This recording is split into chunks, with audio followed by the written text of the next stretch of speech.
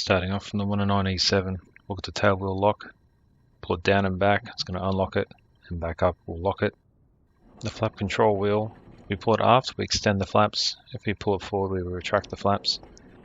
Every black bar has 10 degrees of flaps, up to a maximum of 40. So we'll retract the rest of the flaps now. And look at the horizontal stabilizer. This trim wheel adjusts the entire incidence of the horizontal stabilizer. So if you have a minus value, it's nose up, and a plus value, it'll be nose down. We have the throttle. If we push it forward, we increase power, and we pull it back, we reduce power. Here we have the propeller pitch control between automatic and manual. And just on the throttle here, we have the propeller pitch control, where we can increase and decrease the pitch of the propeller. Here's the oil radiator control. Pulling it aft will open it, and forward will close it. Looking at the main instrument panel, we have the magnetos, ammunition counters, altimeter, airspeed indicator in kilometers per hour, the clock, magnetic compass, turn and bank indicator, the lighting brightness, a low fuel light, manifold pressure, tachometer, propeller pitch indicator, which is like a clock, fuel and oil pressure gauges, landing gear position indicator, fuel gauge, oil temperature gauge, water temperature gauge, landing gear control, and the mechanical landing gear position indicator.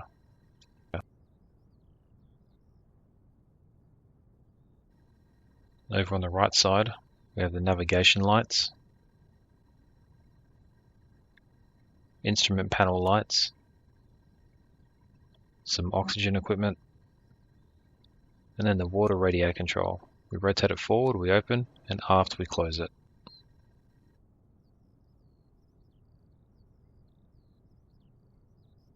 The entire startup sequence is automated, so we just press E and the engine will start by itself.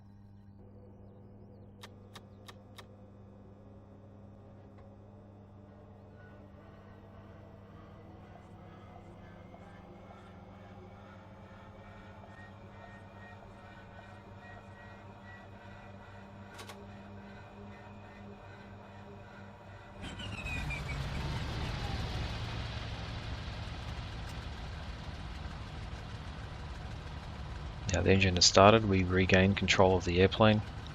We can unlock the tail wheel, add some power to get rolling, and then we can taxi.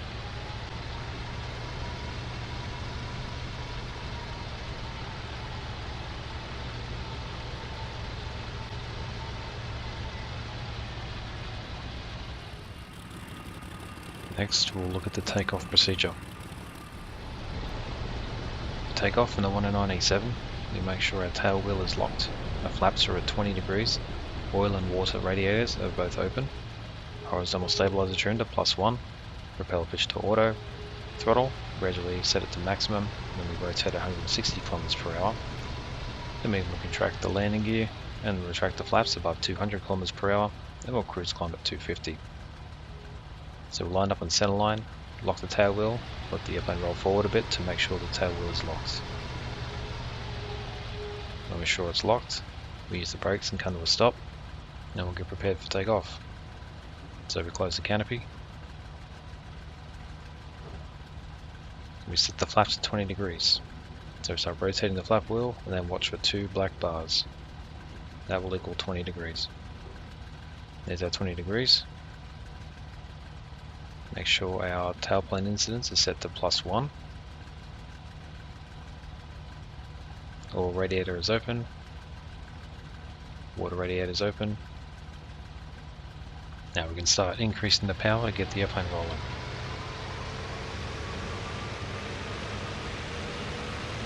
Smoothly increase it to the maximum power. Allow the airplane's tail to rise. Bring us to a slightly level position along the runway. The airplane will start accelerating. We get to 160 kilometers per hour. Slight back pressure, we rotate. We're at a positive rate of climb, so we can retract the landing gear.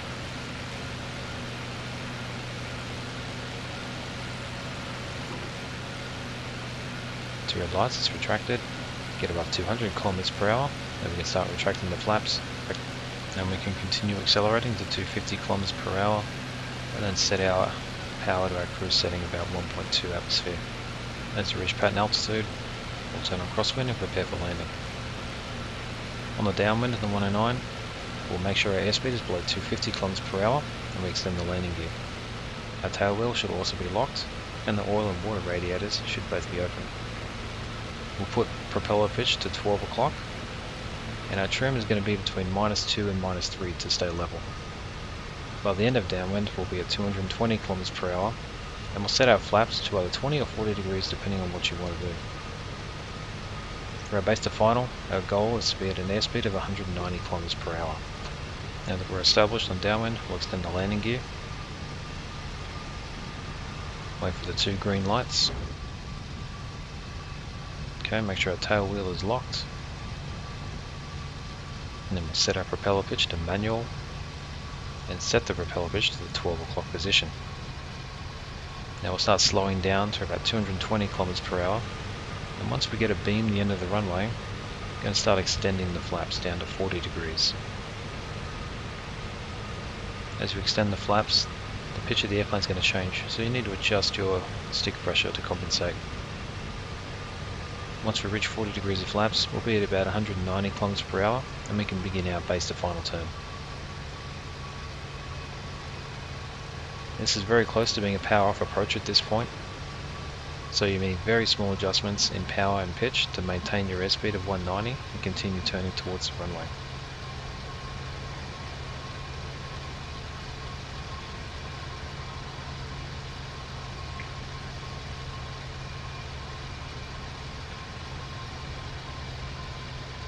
My aiming point is at the beginning of the runway, and as usual you change your pitch and your power to maintain your airspeed at 190.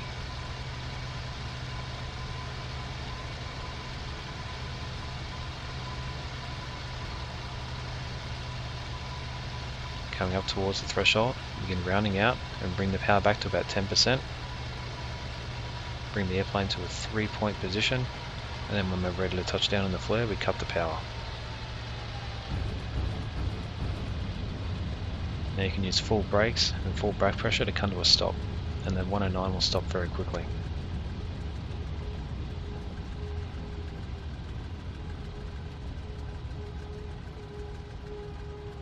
Then once you come to a stop, you can retract the flaps, open the canopy and taxi to parking.